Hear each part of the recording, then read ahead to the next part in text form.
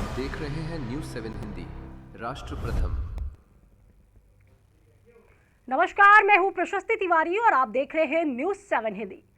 सियासत के नेपथ्य में खामोश दिख रही बहुजन समाज पार्टी की सुप्रीमो मायावती दरअसल एक बहुत बड़े सियासी तख्तापलट की तैयारियों में जुटी हैं। मिशन 2027 को फतह करने के लिए वे एक के बाद एक ऐसे कड़े और सख्त फैसले ले रही हैं जिसने विरोधियों के खेमे में हलचल मचा दी है। राजनीतिक वजूद और अपनी साख की जंग लड़ रही मायावती इस बार बड़े सांगठनिक फेरबदल के साथ अपनी चुनावी नैया को पार लगाने की पूरी जुगत में है। इसी रणनीति के तहत बसपा संस्थापक और बहुजन नायक मानवर काशीराम जी के परिनिर्वाण दिवस पर यानी कि 9 अक्टूबर को राजधानी लखनऊ के काशीराम जी स्मारक स्थल पर एक ऐतिहासिक महारैली का आगाज होने जा रहा है। इस बार की यह रैली सिर्फ एक औपचारिक श्रद्धांजलि सभा तक महदूद नहीं रहेगी, बल्कि यह बसपा का अब तक का सबसे बड़ा और आक्रामक राजनीतिक शक्ति प्रदर्शन साबित होगा। 2027 के विधानसभा चुनाव में जो नेता और संभावित उम्मीदवार टिकट की दावेदारी ठोक रहे हैं, उन्हें इस रैली के जरिए सीधी चुनौती दी गई है। उन्हें अपने अपने इलाकों से भारी भीड़ और समर्थकों का हुजूम लाने का फरमान सुनाया गया है। साफ तौर पर यह साफ कर दिया गया है कि इस रैली में जुटाई गई जनसैलाब की ताकत ही दावेदारों की सांगठनिक सहलियत और टिकट पाने की असल पात्रता तय करेगी। जो भीड़ लाएगा वही मैदान में टिक सकेगा। मीडिया बंधुओं, जैसा कि ये सर्वविदित है कि व्यापक देश व जनहित की कड़वी हकीकत के बारे में देश व दुनिया को जागृत करके लोकतंत्र एवं संविधान को मजबूती प्रदान करने की बजाय इन दिनों आर्टिफिशियल इंटेलिजेंस अर्थात एआई को सफलता की कुंजी बताने की स्वार्थी चर्चाओं के बीच अब मीडिया जगत में भी किसी न किसी बहाने बीएसपी के बारे में ये चर्चा है कि उत्तर प्रदेश में पार्टी विधानसभा का होने वाला अगला चुनाव गठबंधन में लड़ेगी। इसकी ये आम चर्चा है, जो विशुद्ध रूप से लोगों को गुमराह करने की नीयत वाला ये फेक न्यूज़ है। अर्थात ये बिल्कुल गलत, झूठ, हवाई में मनगढ़ंत खबर है तथा ऐसे में नेताओं के साथ साथ मीडिया को भी इस प्रकार की कटी पतंग जैसी उड़ान भर के अपना मजाक खुद उड़ाने से जरूर बचना चाहिए। जबकि इसके बारे में अर्थात अकेले अपने बलबूते पर चुनाव लड़ने के बारे में बीएसपी की राष्ट्रीय अध्यक्ष द्वारा मेरे द्वारा खुद एक बार नहीं बल्कि कई बार सार्वजनिक तौर पर तथा खास तौर से दिनांक 9 अक्टूबर सन 2025 को बीएसपी के जन्मदाता एवं संस्थापक मान्यवर श्री काशीराम जी के पुण्यतिथि के मौके पर लखनऊ में आयोजित विशाल महारैली में भी इसकी खुली घोषणा की गई है, जिसकी पूरे देश भर में चर्चा होने के बाद अब ऐसी किसी भी चर्चा व बहस आदि की कोई संभावना नहीं बची है। लेकिन फिर भी कुछ लोग और कुछ मीडिया भी इनकी घिनौनी साजिश में पड़कर इस प्रकार की फर्जी उड़ान भरकर अपना समय और इमेज दोनों बर्बाद करते हैं, तो इसे फिर बीएसपी विरोधी हथकंडा ही माना जाएगा, जिस पर लोगों को ध्यान देने की बिल्कुल भी ज़रूरत नहीं है। ये जो उल्टी पुल्टी गलत जो खबरें देते रहते हैं अलायंस को लेकर, तो इस पर लोगों को ध्यान देने की बिल्कुल भी ज़रूरत नहीं है। वैसे भी बीएसपी के लोगों को ये अच्छी तरह से मालूम है कि कांग्रेस, सपा व भाजपा आदि इन पार्टियों की सोच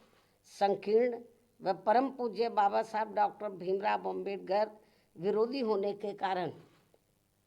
इनका अम्बेडकरवादी बीएसपी से गठबंधन करने की नीति केवल इनके वोटों का राजनीतिक व चुनावी स्वार्थ है तथा इनसे गठबंधन करने से बीएसपी को केवल नुकसान ही नुकसान होता है, फायदा नहीं। और इसलिए बीएसपी के लोग अपने 2027 के मिशन में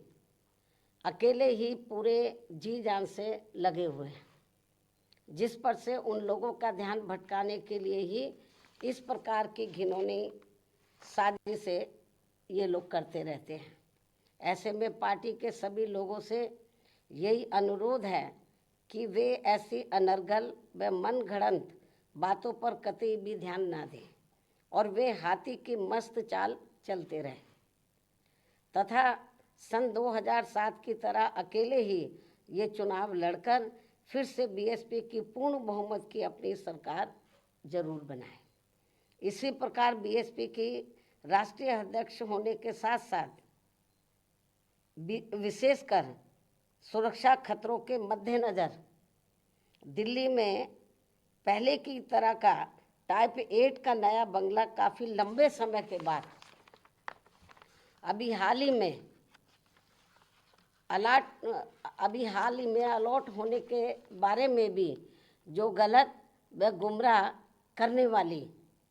बीएसपी को नुकसान पहुंचाने की बातें षड्यंत्र के तहत प्रचारित की जा रही हैं, उससे भी लोगों को अति सावधान रहने की ज़रूरत है। जबकि वर्तमान सरकार ने भी, यानी कि वर्तमान जो केंद्र में बीजेपी की सरकार है, जबकि वर्तमान सरकार ने भी टाइप 8 का बंगला मेरी सुरक्षा के हिसाब से अब सही अलॉट करने से पहले